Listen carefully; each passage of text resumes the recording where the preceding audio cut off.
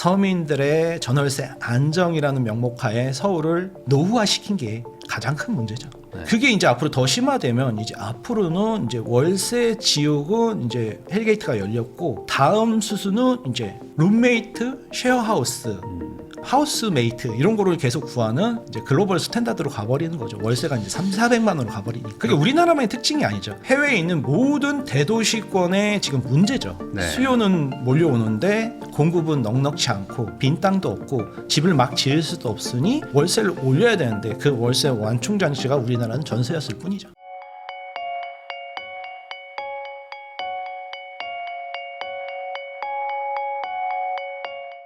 소콜님하고 이야기 나누고 있습니다. 그 방금 말씀해주신 대로 결국에 현금 부자가 이 집을 사가지고 거기에 이제 실거주를 하면 거기에 있는 이제 세입자분이 이제 뭐 밀려나죠. 밀려나겠죠. 오피스텔로 가든 아니면 뭐 외곽지로 나가든 이제 나가는데 결국에 그게 뭐가 문제냐라고 얘기하시는 분들도 있어요. 왜냐면은 아니 어차피 그걸 뭐 더 부자가 더 많은 동네 사는 거고 뭐 제자리 찾아가는 거 아니냐라고 얘기하시는 분들도 있고.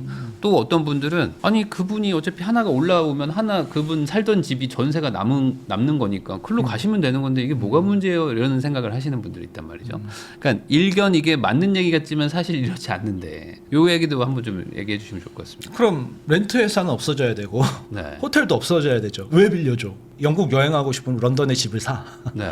그런 극단적인 얘기까지도 갈 수 있고 또 이 대통령도 지금 분당에 집을 안 팔고 계시고 보유만 하고 계시고 그리고 국세청장도 송파에 보유만 하고 계시고 그때 국회에 나와서 하시는 말씀이 애들 학군 때문에 거기는 지금 오랫동안 세를 주고 있다. 뭐 저랑 똑같은 상황이죠. 오랫동안 세를 주고 있고 나중에 입주할 수도 있다. 근데 어쨌든 지금은 입주 못한다 이렇게 딱 못을 박으시고 그런 개인의 사정이 있는데 집을 샀으면 거기를 무조건 입주해 그렇게 해버리면 여유분이 없으니까 사람들이 옴짝달싹을 못하죠. 지하주차장에 모든 자기 지정석이 있어 다 네. 들어가 있어. 1000세대는 1000개의 지하주차장에 자기 지정석이 있으면 거기 손님이 왔을 때 차를 댈 데가 없잖아요. 자기 지정석 번호가 다 있는데 네. 그렇게 되면은 사회 초년생들이나 이제 신혼부부들은 들어갈 데가 없는 거죠. 새로 집을 얻어야 되는데. 그럼 고시원 같은 데 가야죠. 아니면 옥탑방 막 이렇게 돈이 있어도 들어갈 데가 없는 거잖아요. 그렇게 되면 무조건 고가의 집을 사기만 해야 된다. 아니면 월세로 가라. 이 두 가지밖에 없으니까 이런 선택의 폭을 점점 줄이는 이제 통제 사회가 돼버리는 거죠. 그러니까 어느 정도의 여유분이 있어야지 이제 시장의 유동성이라는 것들이 공급이 되는데 지금은 이제 그 유동성을 어쨌든 다주택자들이 공급을 좀 하고 있었고 그러니까 뭐 2년 정도 잠깐 그 부임 받아가지고 일하고 다시 또 가는 뭐 이렇게 순환 근무하는 분들도 이제 집도 구하고 하는 건데 맞습니다. 네. 이제는 뭐 2년 잠깐 뭐 가서 일 좀 하고 와 그러면 가서 집 사고 다시 2년 끝나면 다시 또 집 팔고 또 오고 뭐 이런 일들을 계속 하라는 반복해야 되는 거죠. 정책인 거죠 어찌 보면은. 그 여유분을 한 30%로 보거든요. 네. 주택 100%, 100명이 있을 때 100채가 아니라 130채 정도 있어야 시장이 안정권이다. 이렇게 네. 이동할 사람들 이동하고 이렇게 하는데 그런 여유분을 그렇지 않아도 적은데 우리나라가 그거를 없애버리는 정책을 지금 계속 하고 있으니까 지금 전국적으로 2,200만 가구 정도가 있는데 통계청 발표상으로 집은 1,800만 채. 네. 그럼 벌써 정부 발표상으로 지금 300만 채가 부족하거든요. 그럼 그 사람들이 어디 사냐? 이제 고시원이나 반지하나 이제 옥탑방 같은 집 같지도 않은 집에서 살고 있는데. 뭐 단독주택 2층인데 뭐 1, 2층 나눠서 살고 막 네. 이러잖아요. 네. 그게 이제 앞으로 더 심화되면 이제 앞으로는 이제 월세 지옥은 이제 헬게이트가 열렸고 다음 수순은 이제 룸메이트, 쉐어하우스 그리고 하우스메이트 이런 거를 계속 구하는 이제 글로벌 스탠다드로 가버리는 거죠. 월세가 이제 300~400만 원으로 가버리니까. 네, 그래서 이제 많은 분들이 그 얘기를 하더라고요. 아니 그 월세를 무작정 어떻게 올려주냐. 이게 사람들 소득이 있는데 밀려나는 거죠. 순차적으로 그것도. 네, 그게 이제 밀려나다가 이제 도저히 너무 멀리 가는 분들은 이건 아니다 싶으면 이제 말씀하신 대로 이제 룸메이트를 구하잖아요. 그래서 외국은 이제 대부분 대도시에는 다 한 집에 뭐 방 하나씩 다 세입자가 이제 여러 명이 있고, 그러니까 월세를 쉐어하는 거죠. 어찌 보면 혼자 내는 게 아니라. 맞습니다. 그게 우리나라만의 특징이 아니죠. 해외에 있는 모든 대도시권의 지금 문제죠. 네. 수요는 몰려오는데 공급은 넉넉치 않고 빈 땅도 없고 집을 막 지을 수도 없으니 월세를 올려야 되는데 그 월세 완충 장치가 우리나라는 전세였을 뿐이죠. 근데 이제 그 얘기를 그대로 또 이제 반박하시는 분들의 논리는 뭐냐면 그래 지어봐야 계속 수요가 올 거고 계속 더 사러 올 텐데 한데 집 지으면 결국에 세대수가 늘어나면 거길 또 인구가 채우니까 지방 소멸을 더 가속화시키는 거 아니냐 뭐 이런 얘기도 있거든요. 그리고 뭐 세종시로 옮겨갔으면 공무원들이 다 세종시로 가는 게 아니라 50%만 가고 50%는 지금 출퇴근을 하고 있다는데 그런 분들도 다 통제를 해서 막아버려야죠. 근데 그런 개인 사정들이라는 게 있지 않습니까? 그렇게 되면 기러기 아빠가 발생하고 아이들은 여기서 전학을 가기가 힘드니까 애가 이제 고3이고 그러면은 살던 서울에서 살면서 좋은 학원 다니면서 이렇게 해야 되고 거기는 뭐 인프라도 없고 아무것도 없는데 기반 시설들이 없는 상황에서는 살 수가 없죠. 초중고도 없는 그 용산에다가 아파트를 1만 가구를 지금 네. 때려 짓고 그 옆에까지 해서 1만 2천 가구를 때려 짓게 되는데 그럼 아이들은 어디로 다니라는 건지 그런 부분이 해결이 안 된 상태에서 그냥 계속 발표를 하고 사람들은 그걸 또 믿어요 많이. 그러다 보니까 이게 결국에는 이제 돌고 돌아서 본질적으로 우리나라의 부동산이 왜 이 모양이냐의 핵심은 네. 결국에 이제 지방이 너무 이제 약해졌고 이 약해지는 거를 좀 방치를 오래 하다 보니까 이제 서울의 인프라가 너무 많이 좋아졌고 직장도 다 이쪽에 오고 하니까 이제 흡수를 하고 있는 상태인데 이걸 원상복구 그러니까 소위 말하는 이제 서울 사는 사람들이 지방으로 가게 할 수 있느냐 이게 안 되잖아요 지금 이게 너무 어려워진 케이스가 돼버렸잖아요. 공공기관은 내려가라. 네. 지금 또 발표를 하시고 그러는데 그러면 회사 나가시는 분들이 굉장히 많을 것 같은데. 그러니까 가서 또 인프라가 또 이제 상대적인 인프라가 좀 부족하니까 또 그만두시고 이런 일들이 생긴다. 지방을 활성화하고 다 모든 곳이 다 잘 살게 하겠다는 거는 이념적으로는 굉장히 좋은 것 같은데 현실은 그렇지가 않지 않습니까? 그런 부분을 정부에서는 그냥 시장보다는 공정성에 초점을 맞춘 진보 정권이다 보니까 그렇게 하시는 것 같습니다. 네.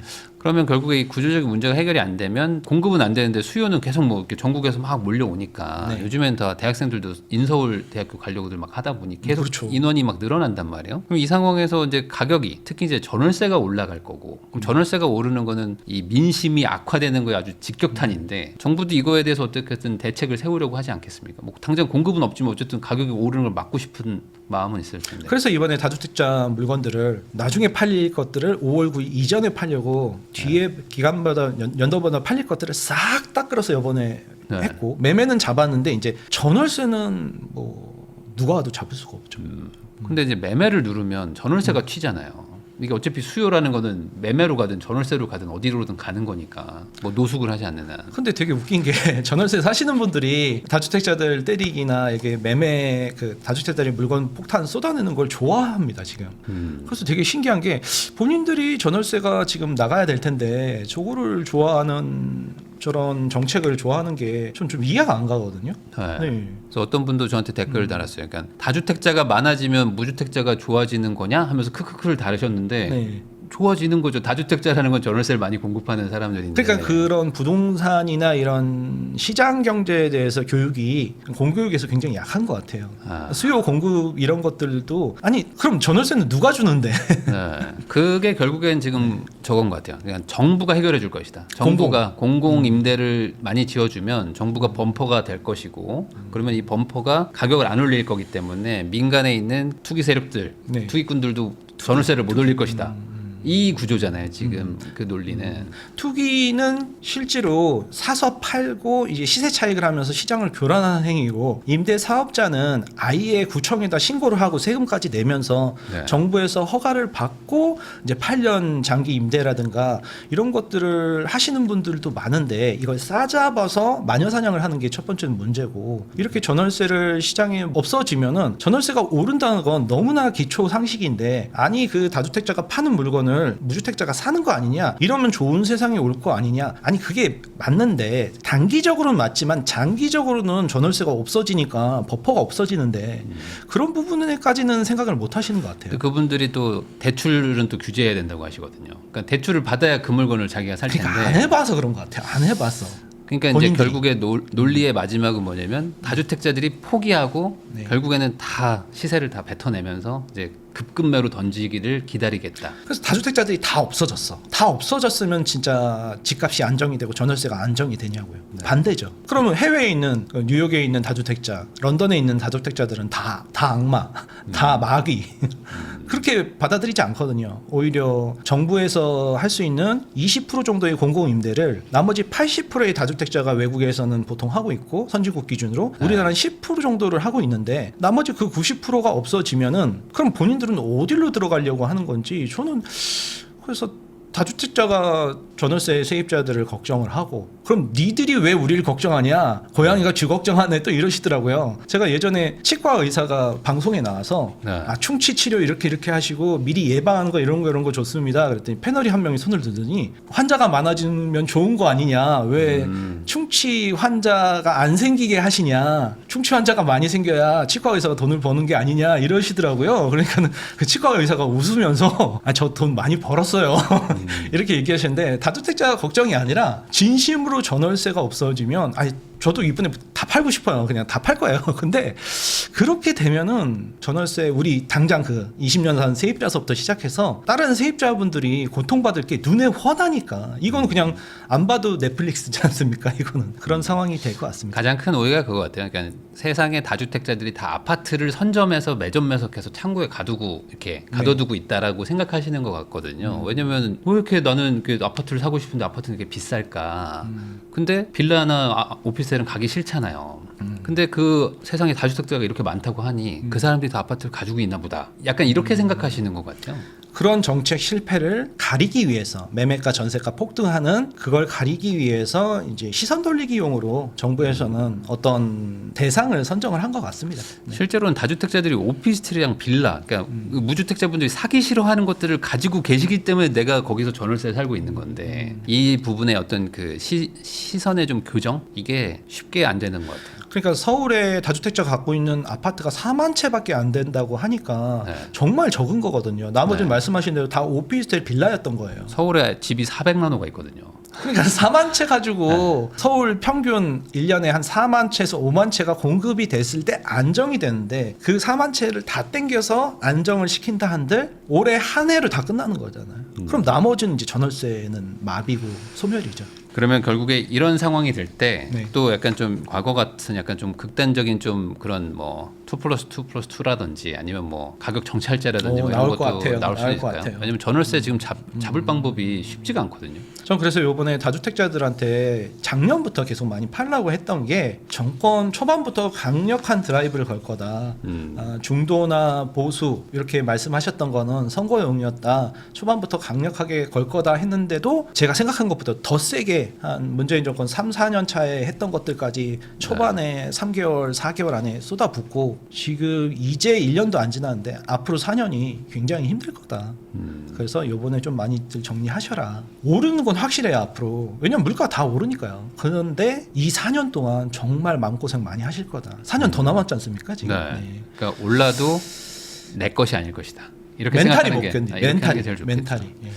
오르는 거 알아도 네. 폭락하면 팔잖아요. 네, 결국에 이게 상황이 참 이렇게 꼬여버리고 이제 구조적으로 이게 해결이 안 되면 결국에는 이제 누군가 이제 책임을 져야 되는데 그 책임을 지는 대상을 아마 이제는 다주택자 그리고 이제 아니면 뭐 고가 1주택자인데 이제 전세 주고 있는 사람들 이쪽에 좀 책임을 물을 것 같습니다. 특히 이제 임대사업자 같은 분들 네, 그런 분들은 좀 힘들어질 수 있다. 네. 우리나라만의 문제가 아니라 전 세계적인 현상이고 구조적인 문제예요. 도심화에 집중되니까 고밀도로 집중됐을 때는 어쩔 수 없이 문제가 발생하고 하우스메이트나 고액 월세처럼 외국처럼 가는 거죠. 그 과정에서 이런 과도기가 있는 거라고 생각됩니다. 그렇다고 뭐 서울에 와서 전입신고 못하게 금지할 수도 없는 거고 있는 사람들 강제로 내보낼 수도 없는 거니 그러니까 공무원들부터 내보내는데 50%밖에 안 가고 네.